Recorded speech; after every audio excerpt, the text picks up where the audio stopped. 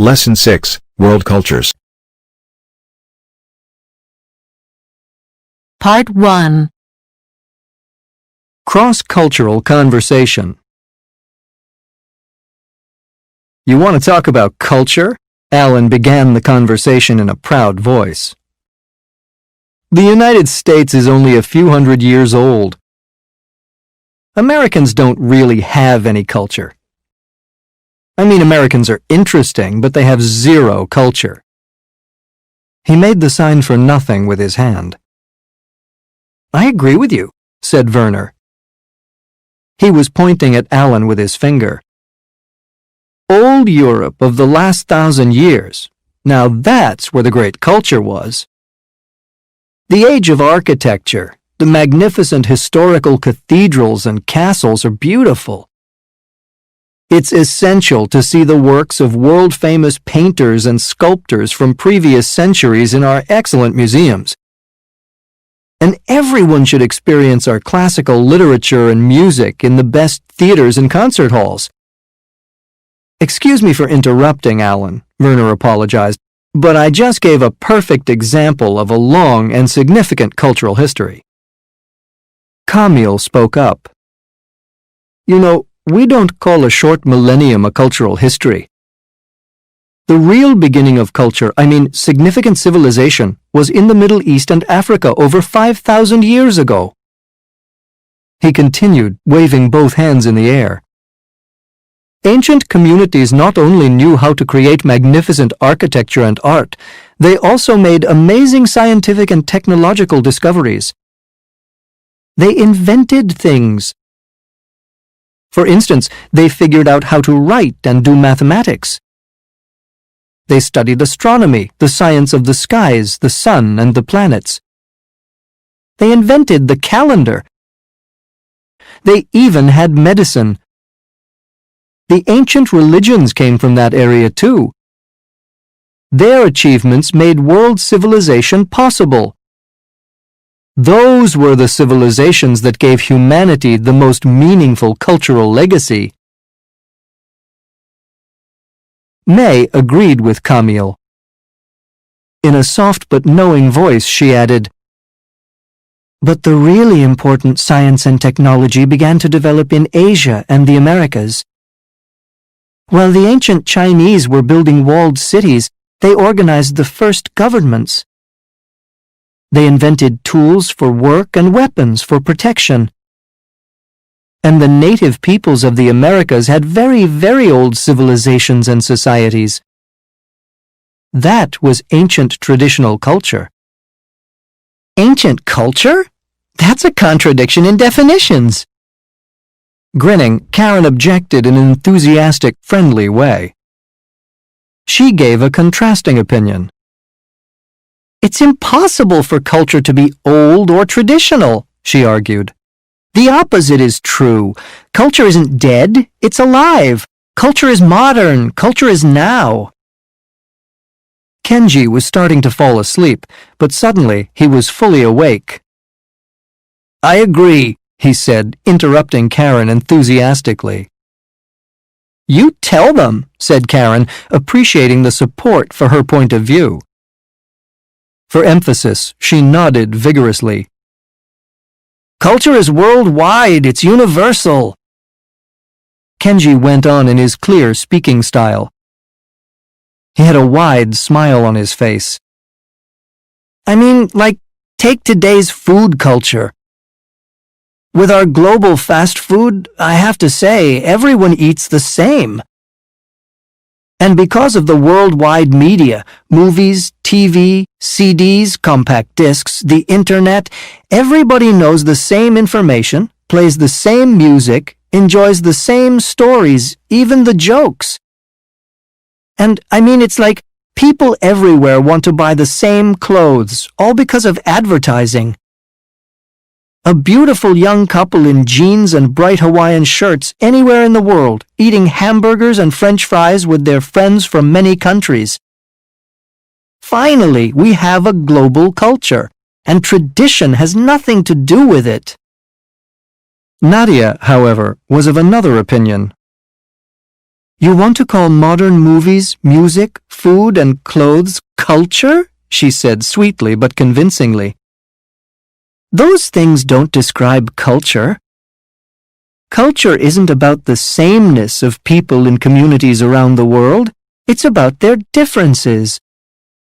Like, it's important for people to greet one another in various ways, and they need to use different titles and follow a variety of social rules in their relationships.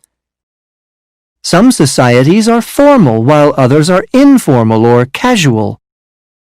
Some groups are friendly and others aren't. And another example is the diverse use of language. Is it direct or indirect? How do communication styles include motions, gestures, facial expressions, and other body language? And customs are so interesting.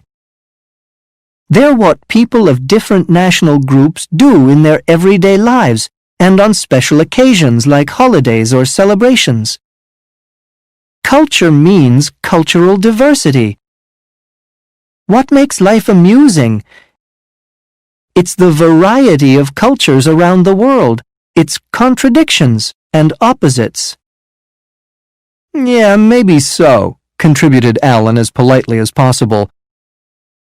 On the other hand, he started to say, that does make some sense, interrupted Werner, beginning to smile, as long as you don't forget the arts, architecture, painting, literature, music, and if you also include ancient civilizations and traditions, added Camille with a pleasant expression on his face.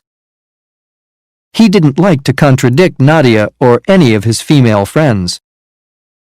Well, we can certainly have opposing viewpoints, concluded Karen, and yet we still enjoy exchanging ideas. Everyone was smiling, and they wanted to talk a lot more.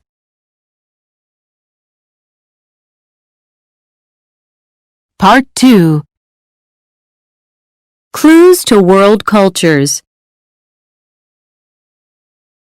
An Irish woman was visiting tourist places in a Latin American city when she got a terrible headache.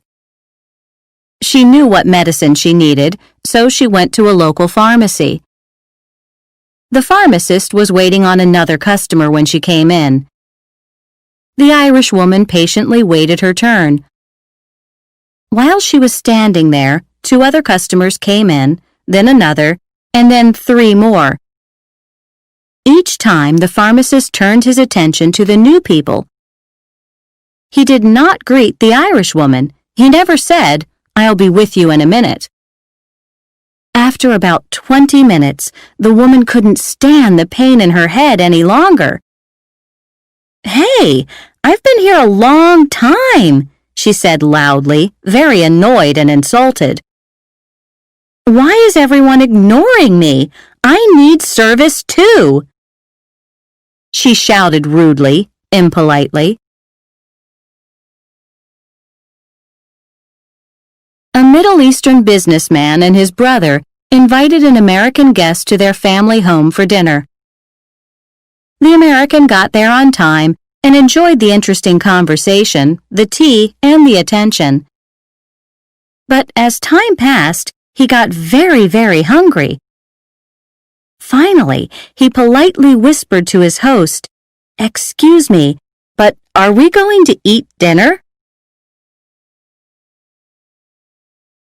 "Of course," answered his host. "We usually serve the evening meal around 9 o'clock, and when we have guests, we enjoy the long conversation before dinner." At the dinner table, everything was delicious, and the hungry American guest ate quickly. He emptied his plate, and his host put more food on it. As soon as he cleaned his plate a second time, the host gave him more. After several plates of food, he could eat no more. He was going to burst. "Please, please, please, don't give me any more food," he begged them. "I finished the food on this plate, but I can't eat another bite." Even then, his host insisted. The guest accepted a little more and ate it with difficulty. Finally, the supper dishes were removed. There was more conversation with more tea and coffee. At about midnight, the server brought a pitcher of ice water. The tired American knew it was okay to thank his hosts and leave.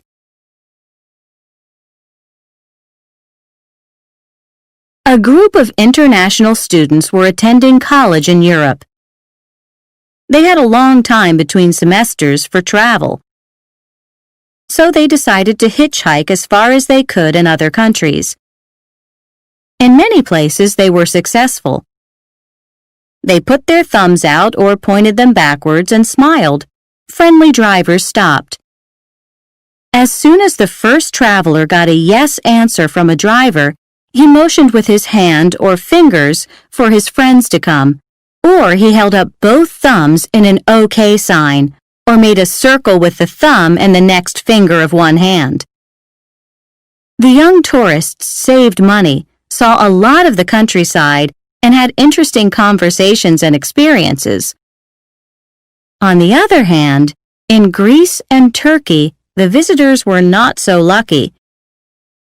Few drivers stopped to give them rides. Instead, most people ignored them. Others gave them mean looks from their cars. They seemed almost insulted that the visitors were begging for rides. A few drivers shouted terrible words at the travelers. 2 even got out of their truck and started a fight. The students thought the drivers were very rude. They felt confused, afraid, and unwelcome. After a few days, the students took the bus back to the countries where they were studying.